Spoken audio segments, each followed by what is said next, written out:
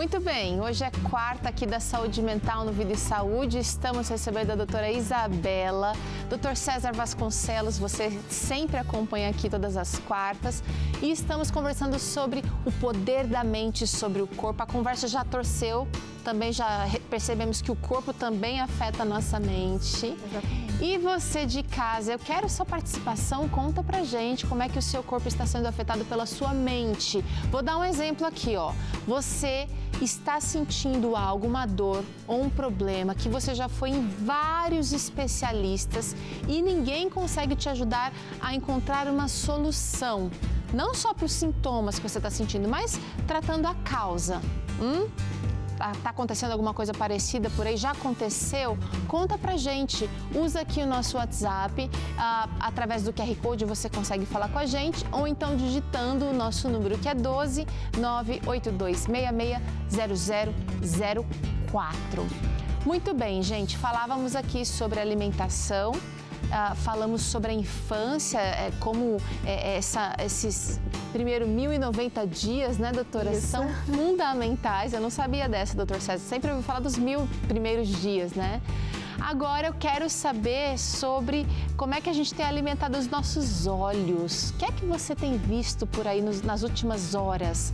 Como é que as telas afetam o nosso cérebro, doutora? Eu acho que tem muito estudo sendo feito nessa área.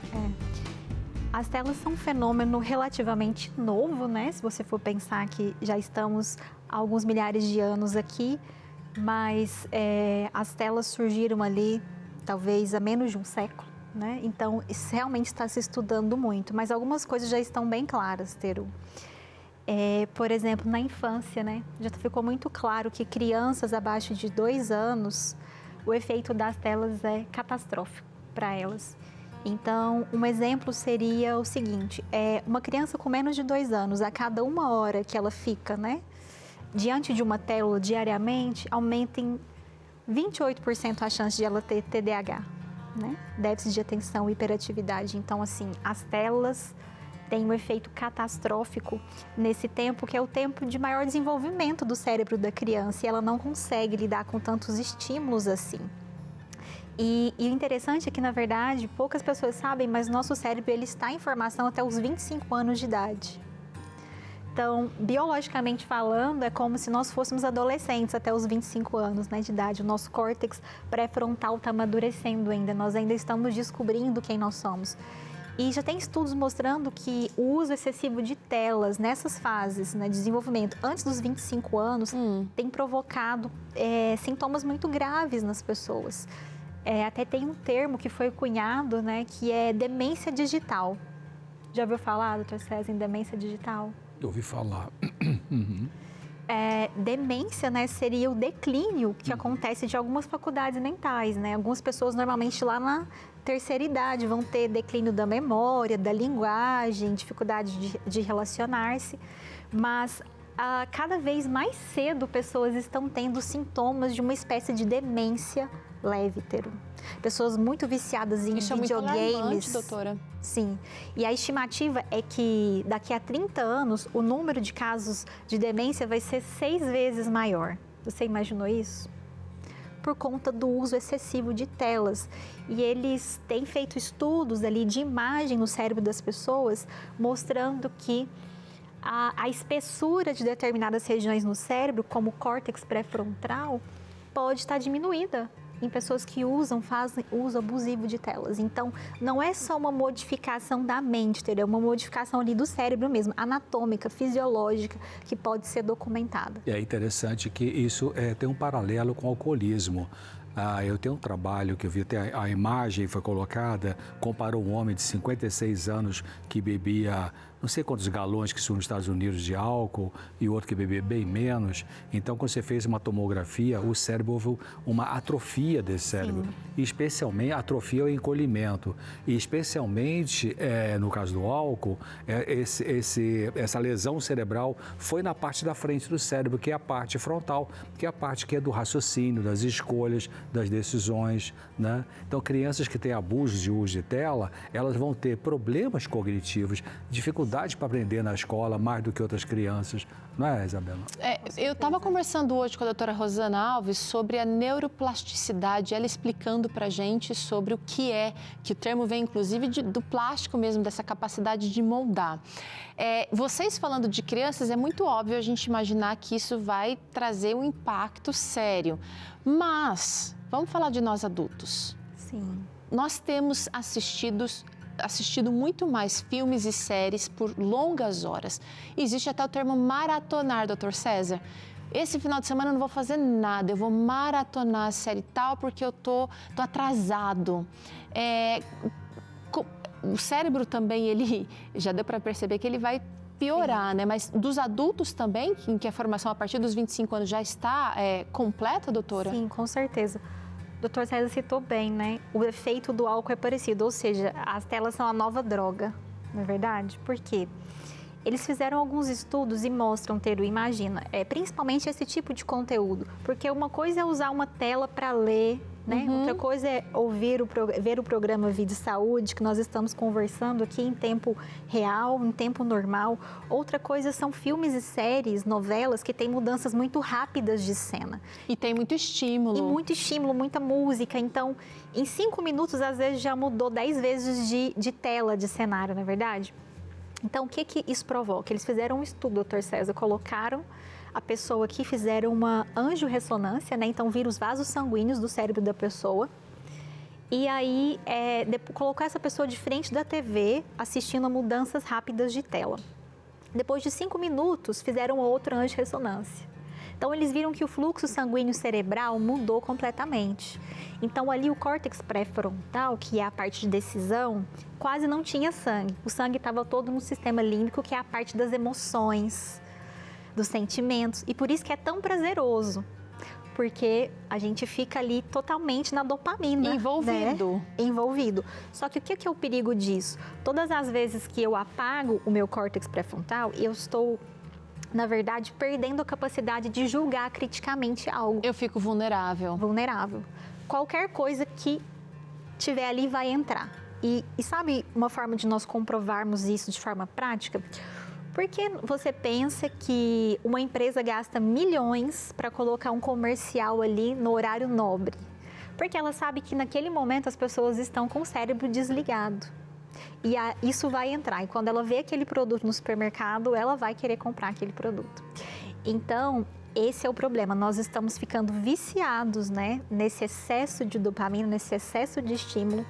Só que o cérebro, né, doutor César, ele é como um músculo, digamos assim. A parte que nós mais exercitamos é aquela que se fortalece. Nós fortalecemos caminhos neurais. Se nós estamos fortalecendo somente as nossas emoções, cadê a nossa capacidade de raciocinar, de ler? As pessoas perderam o interesse por ler.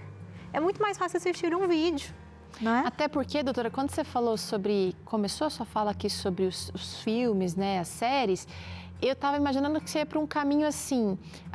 O nosso cérebro está acostumado a ver cada vez mais coisas numa velocidade cada vez mais rápida. E aí, as redes sociais, me veio na hora, doutor César, a gente quer os videozinhos, o nosso dedo parece que já faz assim, até sonhando, né? Porque a gente quer um pouquinho mais de piadas, um pouquinho mais de memes, um pouquinho mais, porque isso também deixa a gente desligado, desconectado de uma realidade, sim, que é dura demais, muitas vezes. E a gente também sabe que alguns estudos mais recentes mostraram que quando as pessoas nas redes sociais que botam uma foto ali trabalhada e que aí ela recebe curtida, essas curtidas são um estímulo cerebral para a produção de certos hormônios como a dopamina. Então você fica meio que viciado, sim, nessa dopamina, né? Agora, realmente é importante a gente pensar de que nada substitui a conversa pessoal, o toque pele com pele, né? Então o mundo virtual, ele pode ser muito danoso, né? Muito maléfico para a saúde relacional, para a saúde social. Não é que você não vai ter rede social, mas que você não deveria ter a rede social como sendo o principal formato, a principal maneira de você se relacionar com as pessoas, porque isso vai realmente emburrecendo as pessoas se você fica só com tela, né? Uma coisa é você estimular seu cérebro com uma imagem, né? Se você vê uma imagem, e as imagens de TV, enfim, são rápidas, por isso que as crianças não devem, de 2 anos para baixo, usar telas, porque o cérebro não sabe processar esse monte de imagem rápida que passa nos desenhos animados e tal. Isso vai exigir desse cérebro aquilo que o cérebro não está pronto, então esgota o cérebro dessa criança, e o cérebro esgotado pode causar irritabilidade, ansiedade e incapacidade de aprender coisas com mais facilidade. Eu queria chamar a sua atenção aí, você está assistindo a gente e a nossa pergunta para você foi como é que você acha que o seu cérebro está afetando o seu corpo, né? Ou a sua mente está afetando o seu corpo. Você está recebendo pistas aqui. Talvez aquilo que você tem colocado para dentro, seja aí de forma física ou de forma intelectual, e a gente vai falar de um outro aspecto aqui, pode estar trazendo consequências para a sua vida. Doutora, o nosso gosto musical também mudou e ninguém está querendo ser aqui, a gente não está querendo jogar tudo que a gente tem na nossa cultura hoje fora, porque tem coisas boas, a ciência, por exemplo, tem mostrado, tem trazido, tem valorizado aquilo que é legal, mas infelizmente a gente também tem visto que a música também tem um impacto, pode ter um impacto negativo se ela não for bem escolhida. Sim, exatamente. Um exemplo de como a música pode afetar o nosso cérebro. Quando eu processo a melodia de uma música, o que é a melodia? As notas musicais organizadas em uma certa ordem formam uma melodia. O nosso córtex auditivo processa isso, manda uma mensagem para o sistema límbico, que é o centro das emoções, e nos diz se essa música é uma música alegre ou triste, por exemplo. E algumas pessoas pensam, não, mas isso é cultural. Essa música é triste aqui, mas ela pode ser alegre lá na Índia. E já fizeram estudos mostrando que não. A capacidade de perceber emoções básicas da música é uma capacidade universal. Então, se eu sou deprimida, por exemplo, e eu começo a escutar aquelas músicas deprê, né? Triste, né?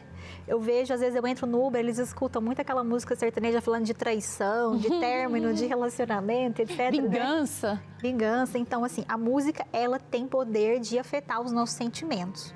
Então, por isso que eu preciso escolher bem. Pro bem ou pro mal, né? Pro bem ou pro mal. E também até os nossos pensamentos, né? Porque uma música, ela pode nos remeter a alguma situação.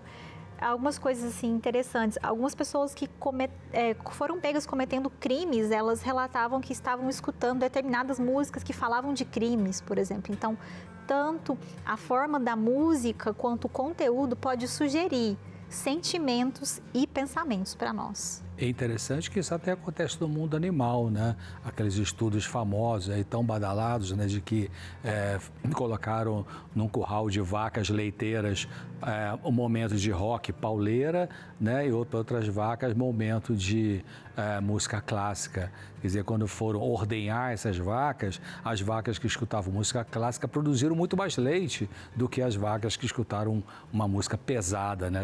Estressou. Sim. E prejudicou a produção e a extração do leite ali.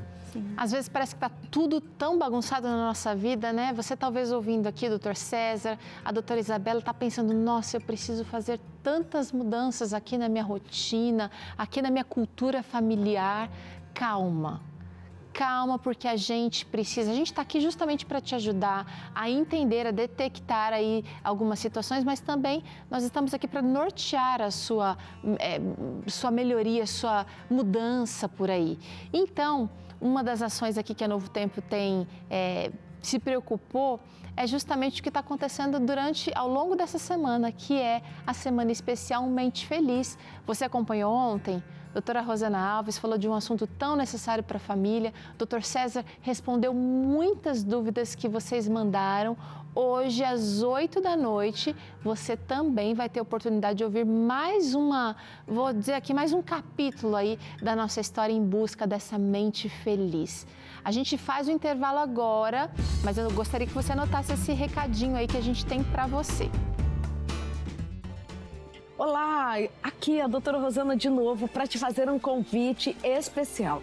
Do mesmo jeito que você já esteve ontem, na Semana Mente Feliz, hoje você tem encontro de novo. Você que é daqui do Vida e Saúde sabe. Quando a gente quer cuidar do corpo da gente, precisa também cuidar da mente, precisa cuidar dos relacionamentos. O tema de hoje? Família, especificamente filhos. Será que o que se vive na infância vamos carregar para o resto da vida? O que nós fazemos com os traumas? O que o pai precisa fazer, sim, o pai, para que esse filho possa ter saúde mental? O nosso encontro é hoje, às 20 horas. Eu e o Dr. César Vasconcelos, o médico psiquiatra que escreveu essa revista incrível, Mente Feliz, estaremos esperando você para mais uma noite transformadora. Já na expectativa para estar com você.